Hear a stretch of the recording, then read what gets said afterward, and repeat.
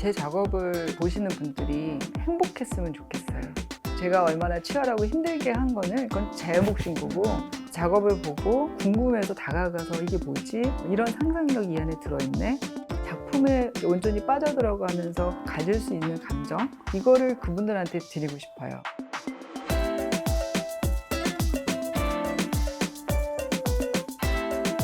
눈부시게 아름다운 자연과 상상을 어우르는 작가 지호채입니다.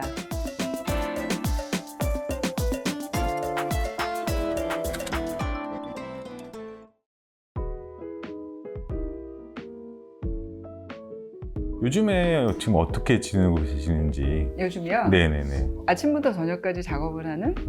네, 그게 일상이에요. 네네. 네, 근데 이제 작년 10월에 개인전이 미국에서 있었어요. 그래서 이제 갔다 온 이후에 2월 달에 이제 LA 아트쇼가 있고 또 여행 잠깐 하고 4월에 한 달 동안 유타하고 네바다에서 레지던시로 10군데 내셔널 파크 작업을 하고 들어왔죠.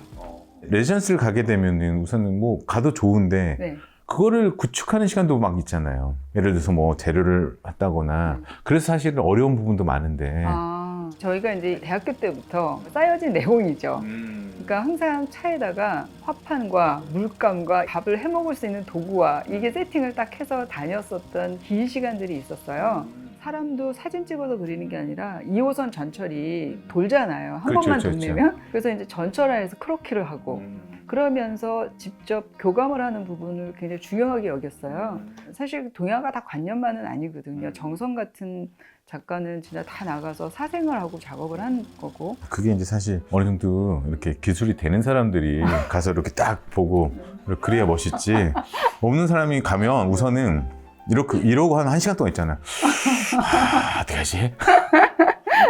크로키 같은 경우도 사람 얼굴 하나 몸 하나를 그리는 것도 처음에는 진짜 마음대로 되질 않는 거예요. 수없이 반복해서 어마무시 많이 작업을 해서 크로키북이 한 이만큼 쌓일 때까지 돼야지 그게 되더라고요.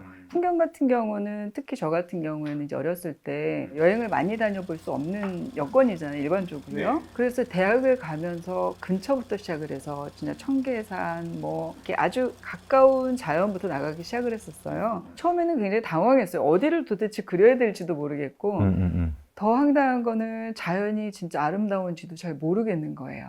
너무 이게 집중하다 보면. 아니요, 그게 아니라 자연은 아름답다고 말을 하는데 자연도 가깝게 계속 본 게 아니었기 때문에 감동이라는 것도 연습이더라고요. 처음에는 뭔가 다르긴 한데 감동이 지금만큼은 없었던 것 같아요. 근데 어떻게 보면 공부를 해야 되니까 열심히 풍경을 그렸던 거예요. 그냥 어떻게 보면 학습된 감동이었겠네요. 네, 자연은 보고 감동해야 되나 보다. 공부해야 되는 대상으로 스케치를 한 거예요. 멋있다는데 뭐가 멋있지? 네. 그냥 네. 멋있다니까 멋있다 하고 가버리는 그렇죠. 그런 느낌? 그때 그만큼 감동한 게 10이었다면 지금은 그거를 100으로 느끼는 것 같아요. 그러면은 이런 그림을 언제부터 그러면 좀 좋아하셨는지.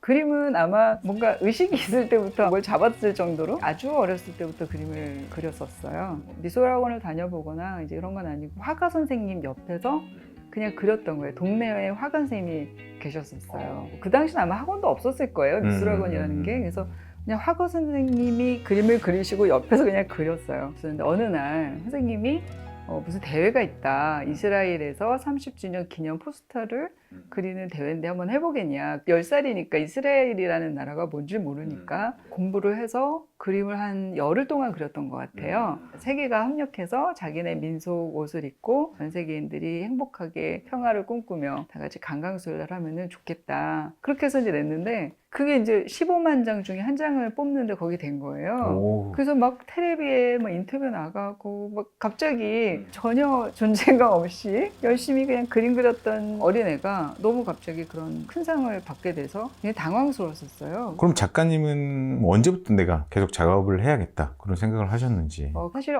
아주 어렸을 때 마음에 깊이 가지고 있었던 꿈이었었는데 집안의 분위기로는 뭐 의사나 다른 걸 했었어야 되는 상태였어요. 근데 저희 집안이, 그러니까 할머니 쪽 집안이 굉장히 유명한 서예가가 계시고 그러다 보니까 저희 아버지도 굉장히 명필이시고 제가 그 피를 어떻게 보면 물려받은 거죠. 그래서 이제 사실 미대를 가게 된 것도 우연한 기회에 선화예 중에서 하는 대회가 있었어요. 미술 대회. 거길 나가서 그림을 그렸는데 그 그림이 대상을 받게 된 거예요. 그래서 갑자기 3년 장학금을 받고 학교를 들어간 상황이 된 거예요. 제가 또 그렇게 해서 미대를 가기 위한 예고를 다니니까 부모님들이 굉장히 또 많이 지원을 해주셨어요. 그 정도 상 받으면 집안에서 안 밀어주면 네. 그게 이상한 거죠. 아, 그런가요?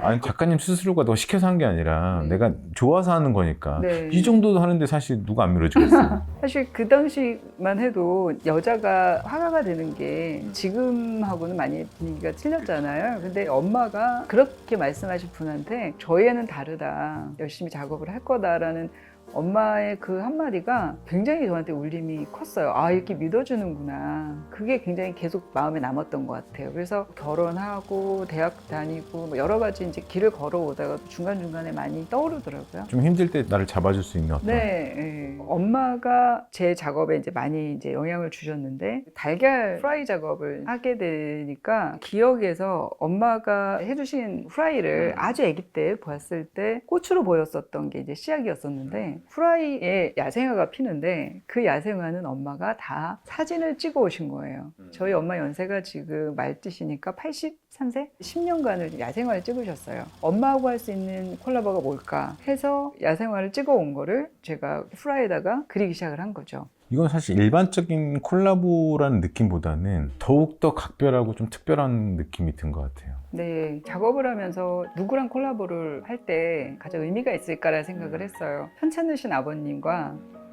아버지를 돌보는 엄마, 그 와중에 짬짬이 야생화를 찍는 엄마, 우리 셋이 할 수 있는 게 콜라보가 뭘까? 그래서 아빠가 캔버스에 글씨를 써주시고 엄마가 찍어온 사진을 그 위에다가 계란후에다가 이제 그리기 시작을 한 거예요. 어떻게 보면 제가 할 수 있는 콜라보가 이제 시작이 된 거죠. 부모님이랑 같이 있는. 아버지는 얼마 전에 돌아가셨고 그 아버지가 써주신 글을 입체를 만들어서 전시를 하기도 했고요. 그러니까 어떻게 보면 사실 이제 작가님이 그걸 작업으로 하시는 거니까 네. 단순하게 추억이나 그런 관계로 끝난 게 아니라 네. 그게 물질화 돼 버리니까 네. 계속 남는 거잖아요. 네네. 그게 더욱더 작가님한테 의미가 있는 것 같아요. 네. 그 후라이에서 그 노란자에서 꽃이 핀 거는 자기는 생명으로 태어나지 못했지만 꽃으로 태어나는 어떤 걸 이제 상상해서 이제 작업을 하게 된 거니까 그게 그냥 저는 개인적으로는 엄마하고의 관계 때문이라서인지 더 의미가 굉장히 있죠. 어떻게 보면 학교를 동양으로 이제 또 가셨잖아요. 네네. 뭐 이유가 있는지.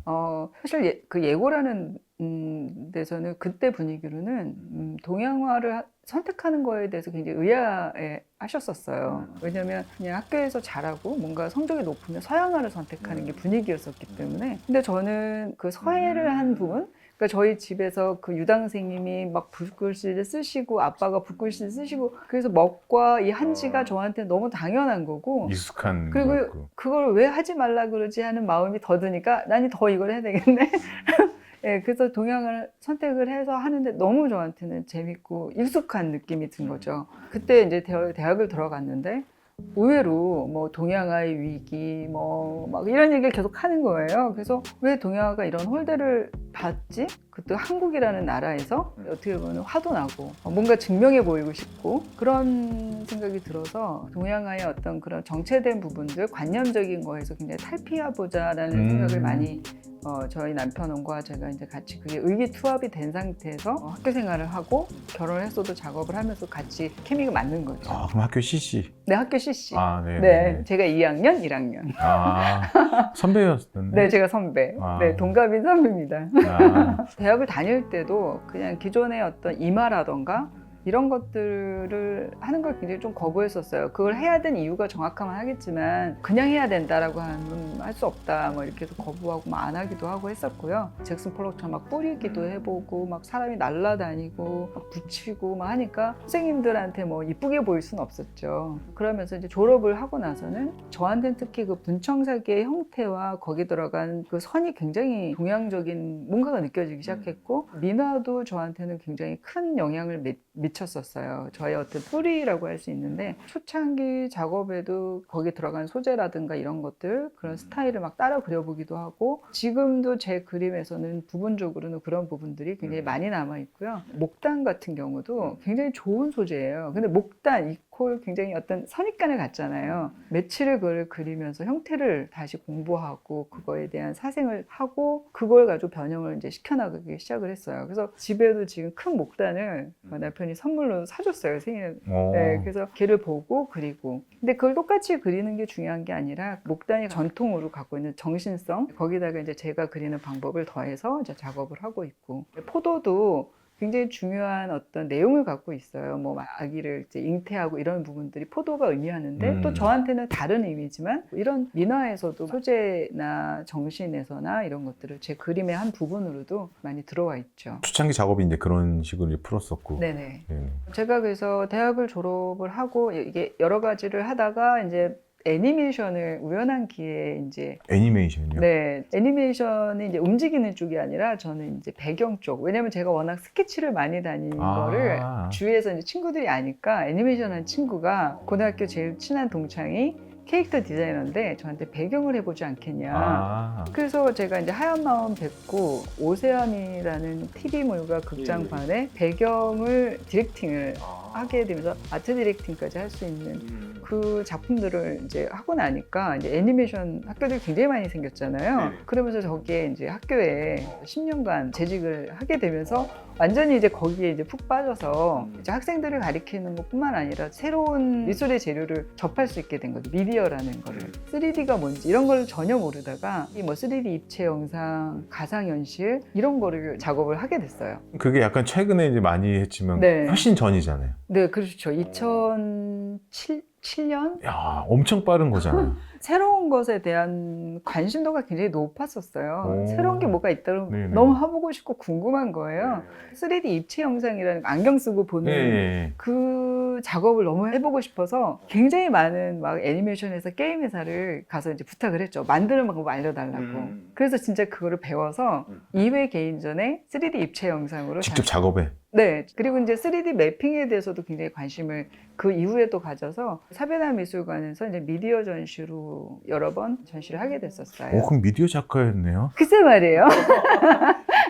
그걸 계속 이제 이렇게 하면 되는데 왜 네. 다시 이쪽으로? 그때도 이제 회화가 베이스 있는 상태에서 미디어를 만든 거기 때문에 회화 작업은 계속 이어가는 상태였고 그래서 학교를 다니면서 작품을 하고 미디어를 하면서 학생을 가르치고 애를 키우고 이게 이제 너무 많잖아요. 그렇죠, 그렇죠. 이 모든 게 다 중요하니까 하나도 소홀하게 할 수는 없고 이제 그러면서 이제 선택과 집중을 해야 되겠다라는 생각을 이제 서서히 더 하게 되면서 11년 재직을 하고 2011년으로 끝으로 이제 학교를 퇴직을 하고요. 2012년에 1년간 세계 여행을 이제 아들과 남편과 셋이서 다니게 됐죠. 가족들 그냥 떠나버린 거예요? 네네. 그때 그 애가 몇 살이었던 거죠? 저희 애가 이제 중2를 중2 마치고 중3 나이 1년을 같이 다니게 된 거죠. 근데 그게 가능한가요? 뭐 그냥 학교를 그만두면 되니까.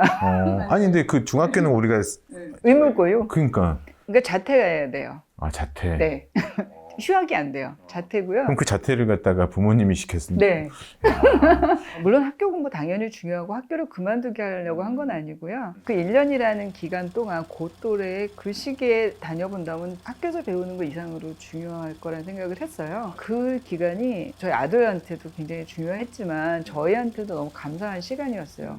셋이서 1년을 24시간 다녀보고 느끼고 한다는 건 쉽지 않잖아요. 그쵸. 그 1년도 미술관을 이제 최대한 많이 보고요. 그 다음에 이제 스케치를 하고 저녁에는 글을 쓰고 이게 하루의 일과였었어요. 어떻게 보면 진짜 작가님 작업에서 여행이라는 게 네. 온전하게 좀 더 도드라지는 느낌이 좀 드는 것 같아요. 제가 뭐 상상력으로 이제 어떤 그림을 많이 이제 그린다라고 말은 하면서 작업을 했지만 실제 자연을 보니까 나의 상상력이 얼마나 비루하고 이런 형태들이 세상에 있다니 뭐 이런 것들 그러면서 저의 상상력이 더 거기에 영향을 더 많이 받으면서 이렇게 상승 효과를 내는 것 같고요. 앞으로의 계획도 더 많은 곳을 볼 수 있을 때 보면서 작업을 할 수 있게 축적하고 싶은 거죠. 그러면 작가님은 어떤 작가로 남고 싶은 거예요?